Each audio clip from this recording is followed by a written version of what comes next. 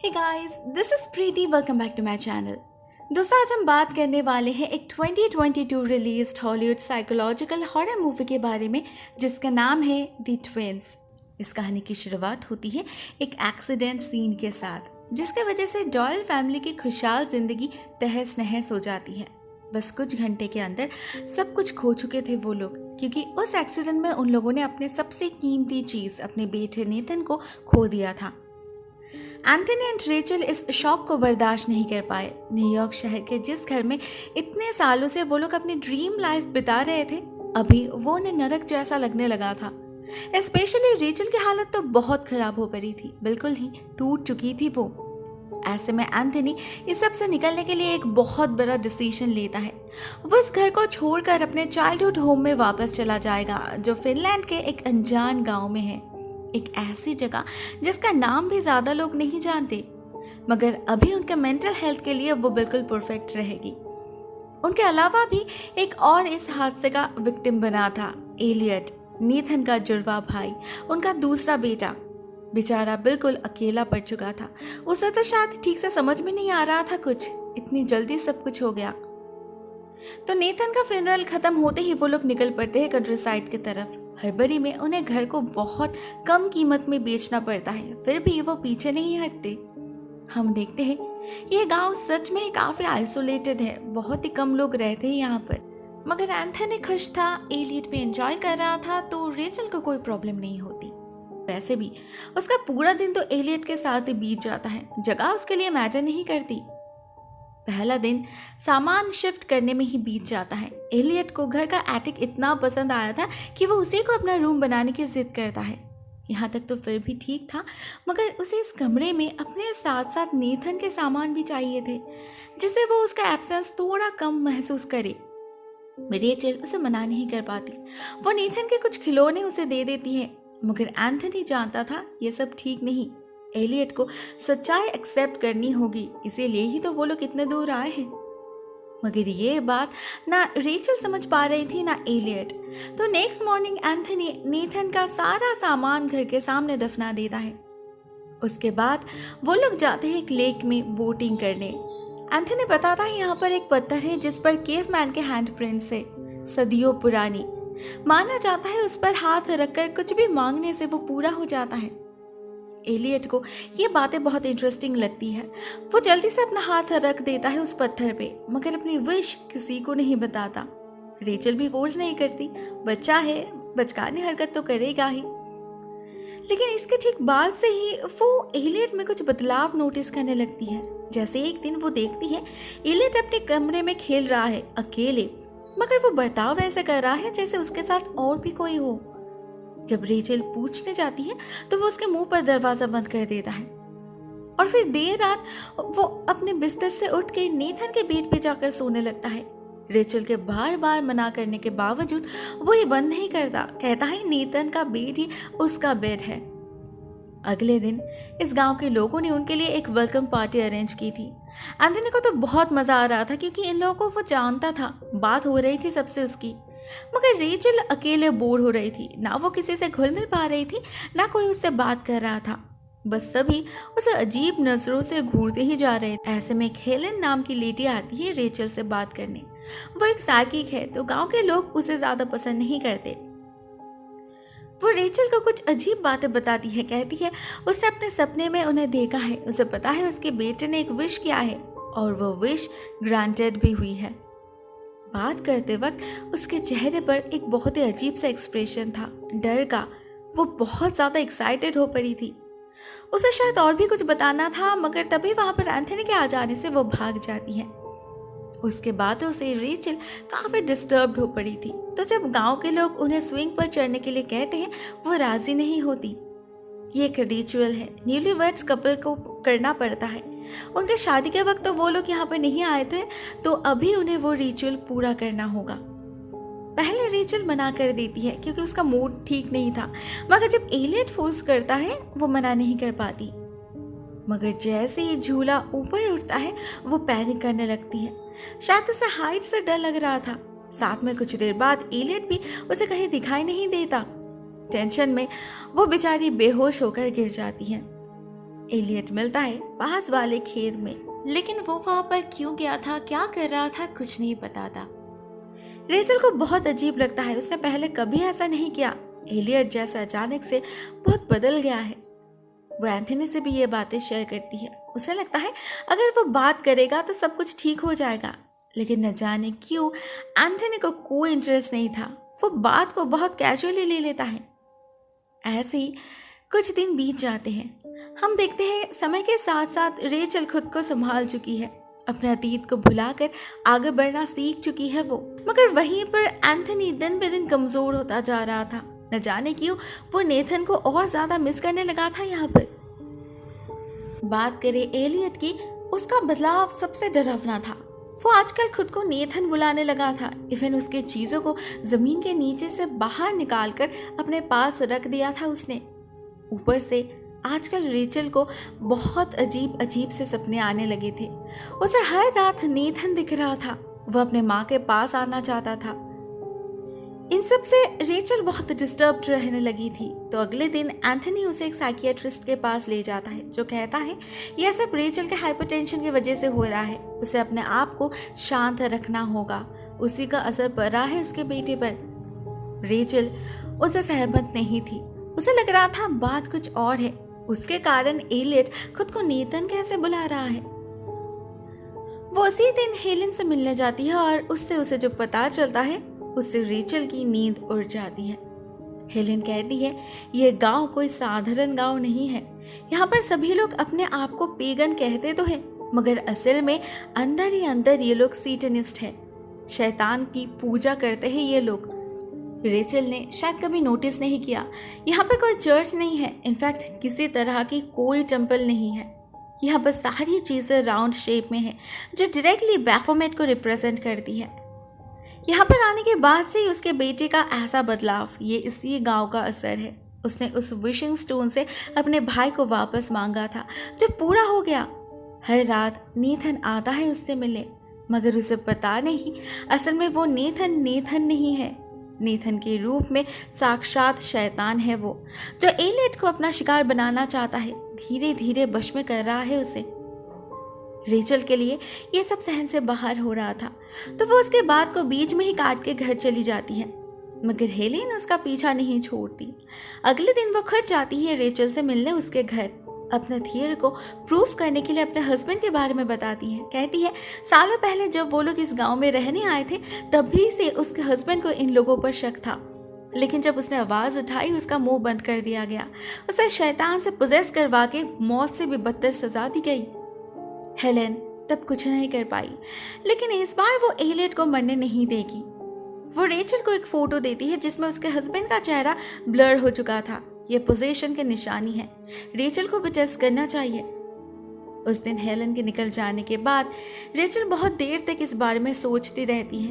एक चांस लेने में क्या हर्ज है। वो जाती है, कैमरा उठाती है और एलियट की फोटोज क्लिक करने लगती है। हम देखते हैं एलियट बहुत गुस्सा कर रहा है, बार बार मना कर रहा है अपने माँ को, जो कि काफी अजीब बात है। उसे तो फोटोज खिंचाना पसंद था। उस रात हमें सुनाई देती है एलियट अपने माँ से बहुत झगड़ रहा है। उसे लगता है उसके पिता उससे प्यार नहीं करते, हमेशा दूर भागते रहते हैं उससे। वो तो सिर्फ नेथन से ही प्यार करते थे। एलियट का अग्रेशन डे बाय डे बढ़ता ही जा रहा था। वो बहुत ज्यादा वायलेंट हो चुका था। तो रेचल को भी गुस्सा आ जाता है और वो उससे नेथन का खिलौना छीनकर आग में जला देती है। मगर उसी रात उसे एक बहुत भयानक सपना आता है। वो देखती है एलियट उसे बुला रहा है। रेचल एलियट को फॉलो करके एक अंधेरे रूम में जा पहुंचती है। वहां एक आईने के सामने एक मोमबत्ती जल रही थी। एलियट कहता है वो नहीं, असल में नेथन उससे बात करना चाहता है। पहले तो रेचल को लगा वो मजाक कर रहा है, मगर जब वो आईने में देखती है तो उसे सच में ही किसी का टच फील होता है। और एलियट के हाथ में नेथन का खिलौना भी था, जो एक्चुअल में जलकर राख हो चुका था। मतलब ये एलियट नहीं, सच में ही नेथन है। डर के मारे उसके हाथ से आईना गिर कर बिखर जाता है। उसे पता ही नहीं चलता कब एंथनी उसके पीछे आ पहुंचा था। उसके साथ गांव के और भी कई सारे लोग थे। वो कहता है उन्हें एलियट चाहिए। वो लोग एलियट के बदले नेथन को वापस कर सकते हैं। It will be an exchange of soul for soul. Rachel बात को समझी भी नहीं थी कि एलियट सच में ही गायब हो जाता है। गांव के लोग सभी अचानक रेचल पर हमला कर देते हैं। उसके हाथ पैर बांध के उसे एक इंजेक्शन पुश करते हैं जिससे वो बेहोश हो जाती है। रात भर उसके साथ क्या होता है उसे कुछ नहीं पता, मगर अगले दिन जब उसका सेंस लौटता है तब सब कुछ नॉर्मल हो चुका था। का मतलब कल जरूर उसने कोई सपना देखा होगा। वो और उस बारे में बात नहीं करती, मगर जैसे ही ट्रैश कैन निकालती है उसे वहां कांच के टुकड़े दिखते हैं। अब इसका क्या मतलब? कल वो हादसा सच में हुआ था? उसी दिन रेचल शहर जाती है एलियट के फोटोज को प्रिंट करवाने। उसे डर था कहीं उन फोटोज में कोई साया न दिखे, मगर मामला तो कुछ और ही निकलता है। इन फोटोज में एलियट था ही नहीं। वो लेट नहीं करती, उसी वक्त भागती है हेलेन के पास, जो कहते हैं ये एक डायरेक्ट वार्निंग है। इसके जरिए शैतान कहना चाहता है कि एलियट के पास ज़्यादा वक्त नहीं है। उसके जरिए शैतान इस धरती पे जन्म लेना चाहता है, resurrection of the devil. Rachel Helen को उसी रात अपने घर ले जाती है जिससे वो ज़रूरी इंतज़ाम कर सके, मगर एलियट को देखते ही पता नहीं उसे क्या होता है, हेलेन का बर्ताव ही बदल जाता है। वो रेचल को सिक बुलाकर घर से लिटरली भाग निकलती है। उधर रेचल को तो कुछ समझ ही नहीं आया। वो उसके पीछे पीछे जाती है उसे रोकने, अपने बेटे को बचाने उसे उसकी मदद चाहिए। मगर जैसे ही वो दोनों नीचे आते हैं रेचल देखती है उनका घर गांव के लोगों से भर चुका है। वो लोग जैसे उसी के लिए इंतजार कर रहे थे, इवन उनमें एंथनी भी है।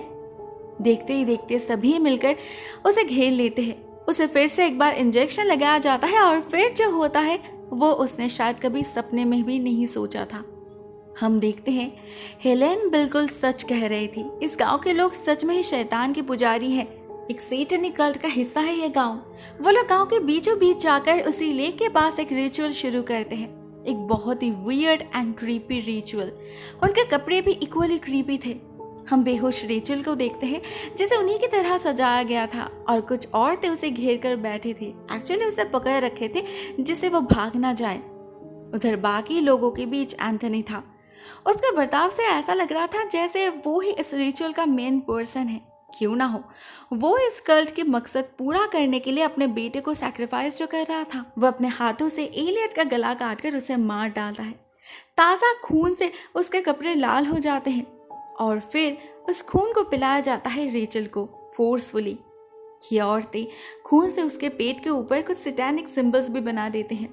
अचानक से रेचल का पेट बहुत ज़्यादा फूल जाता है। अंदर कोई चीज़ हिलने भी लगती है जैसे वो 9 मंथ्स प्रेग्नेंट हो। रेचल डर से फीका पड़ चुकी थी। वो रो रही थी जोर जोर से। शैतान को जन्म देना नहीं चाहती थी वो, मगर ये लोग उसे नहीं छोड़ते। उसे ले जाकर लेक के पानी में फेंक देते हैं। मगर इसके बाद क्या होता है वो हमें पता नहीं चलता, क्योंकि यहीं पर ये सीन एंड हो जाती है। इन द नेक्स्ट सीन फिर से सब कुछ नॉर्मल लग रहा था। रेचल बिल्कुल आराम से नींद से जागती है और जागने के बाद उसे अपने बेटे की विस्परिंग सुनाई देती है। वो मदद मांग रहा था। उसकी पुकार सुनकर रेचल बिल्कुल पागलों की तरह डेस्परेट हो जाती है। एक झटके में दरवाजा तोड़कर बाहर निकल आती है, जबकि उसे बाहर से लॉक किया गया था। उसे सुनाई देती है एंथनी गांव के लोगों से बात कर रहा है। किस बारे में नहीं पता, मगर रेचल को लगता है उसी के बारे में होगी। वो लोग जरूर उसे कैद करना चाहते हैं। कल रात के बाद उनके इंटेंशन को लेकर रेचल का और कोई शक नहीं रहा, तो वो भागती है अपने बेटे को बचाने।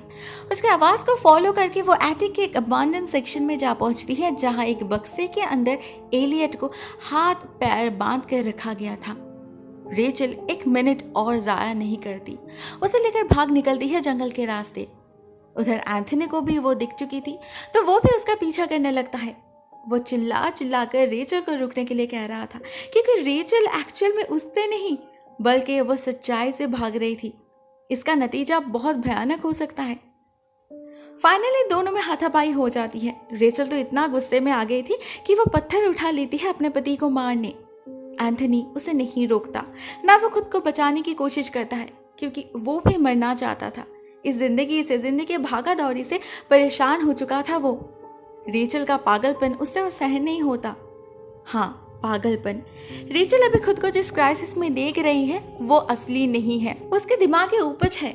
यहाँ पर कोई कल्ट नहीं, कोई एलियट को सैक्रिफाइस देना नहीं चाहता, क्योंकि एक्चुअल में तो वो एग्जिस्ट ही नहीं करता। इस सीन में एंथनी एक बहुत बड़ा खुलासा करता है, जिससे हमें पता चलता है उस एक्सीडेंट में एक्चुअली क्या हुआ था। सच्चाई रेचल के सोच से बिल्कुल ही अलग है। उसे जो ये बार बार लगता है उनका एक्सीडेंट एंथनी के ड्रंक ड्राइव की वजह से हुआ था, वो सरासर झूठ है। असल में तो उस दिन गाड़ी में एंथनी था ही नहीं। रेचल अकेले नेथन को लेकर घर लौट रही थी। बहुत गुस्से में थी वो, और उसी के चक्कर में उसने एक्सीडेंट कर दिया। इससे भी बड़ी बात तो ये है, उस एक्सीडेंट में उन्होंने अपने एक लौते बेटे नेथन को खो दिया था। रेचल ये सच बर्दाश्त नहीं कर पाई। सारा दोष उसने डाल दिया एंथनी के ऊपर। अपने दिमाग में रियलिटी से कोप अप करने के लिए एक और ही रियलिटी बना ली, जहां उसका एक और जुड़वा बेटा जिंदा था, एलियट, जबकि असली दुनिया में उसका कोई एग्जिस्टेंस नहीं है। एंथनी ने सब कुछ मान लिया। हर दिन अपने आंखों के सामने रेचल का पागलपन देखता रहा, सहता रहा, सिर्फ उसे खुश रखने के लिए। रेचल एलियट से बात करता था, उसके साथ खेलता था। ये सब एक नॉर्मल पर्सन के लिए काफी क्रीपी था, तो लोगों की नजर से ज्यादा दिनों तक छुपा नहीं। बहुत जल्द उसे असाइलम में डाल दिया गया और उसे सच्चाई से रूबरू होने पर मजबूर किया गया।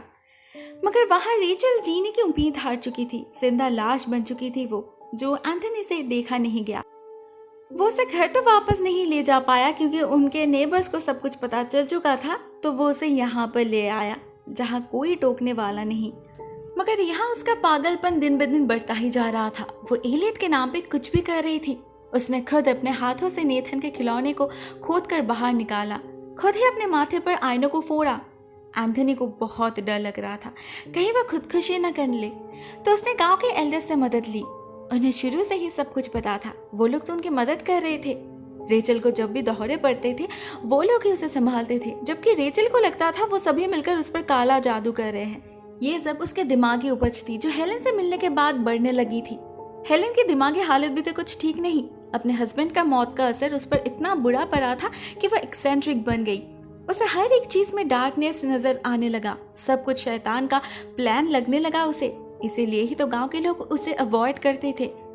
मगर रेचल को उसके बातों में इंटरेस्ट आने लगा। उसे भी लगने लगा ये सब सैटेनिक कंस्पिरेसी है।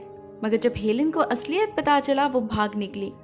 अभी सिचुएशन इतनी बदतर हो चुकी है कि रेचल कंप्लीटली हाथ से निकलती जा रही। उसे हकीकत में लौटाना जरूरी है इमीडिएटली, नहीं तो एंथनी पागल हो जाएगा। वो उससे बहुत बार रिक्वेस्ट करता है, मगर रेचल को तो जैसे एलियट के बिना और कुछ दिखाई नहीं दे रहा था। सब कुछ याद आने के बाद भी उसे लग रहा था एंथनी झूठ कह रहा है। एलियट उसके सामने ही तो है, वो झूठ कैसे हो सकता है। वो उसके पीछे भागने लगती है और जा पहुंचती है एक अबैंडन्ड बिल्डिंग में, जहां एंथनी उसे प्रैक्टिकली दिखाने की कोशिश करता है कि एलियट नहीं है। वो उसके ऊपर बहुत सारे ग्रेन्स डाल देता है, मगर इससे रेचल गुस्से में पागल हो जाती है। एंथनी को ऐसे धक्का मार देती है कि वो ऊपर से नीचे गिर जाता है। उसका माथा फट चुका था, तड़प रहा था वो, मगर रेचल तब भी उसे ना देखकर अपने बेटे को ही ढूंढ रही थी। जब फाइनली उसे एहसास हुआ उसने सब कुछ खो दिया है, एलियट तो कभी था ही नहीं, आज उसके वजह से उसने उस शख्स को भी खो दिया है जो उसका ट्रू वेल विशर था, तो उसे बहुत झटका लगता है। एंथनी के लहूलुहान लाश को अपने गोद में उठाकर वो रोने लगती है। लेकिन अब रोने से क्या होगा, सब कुछ तो खत्म हो चुका है। गांव के लोग इसे एक्सीडेंट मान लेते हैं, तो रेचल को कोई सजा नहीं होती। वह न्यूयॉर्क वापस चली जाती है और नई तरीके से जिंदगी शुरू करती है। But at the final scene हम देखते हैं इतना सब कुछ हो जाने के बाद भी वो अभी तक रियलिटी को एक्सेप्ट ही नहीं कर पाई। इतना बड़ा झटका लगने के बाद भी उसका पागलपन घटा नहीं बल्कि और ज्यादा बढ़ चुका है। अभी वो अपने बच्चों के साथ साथ एंथनी को भी इमेजिन कर रही है। मतलब उसके इमेजिनेशन में सब कुछ ठीक है, सभी जिंदा है और वो लोग एक खुशहाल लाइफ लीड कर रहे हैं। The end. दोस्तों, ये कहानी यहीं पर एंड हो जाती है। मुझे कहानी काफी पसंद आई। आई होप आपको वीडियो भी पसंद आई होगी। वैसे अगर आपको ऐसी psychological horror and thriller movies पसंद है तो आप इन दोनों में से किसी भी वीडियो पर क्लिक कर सकते हो।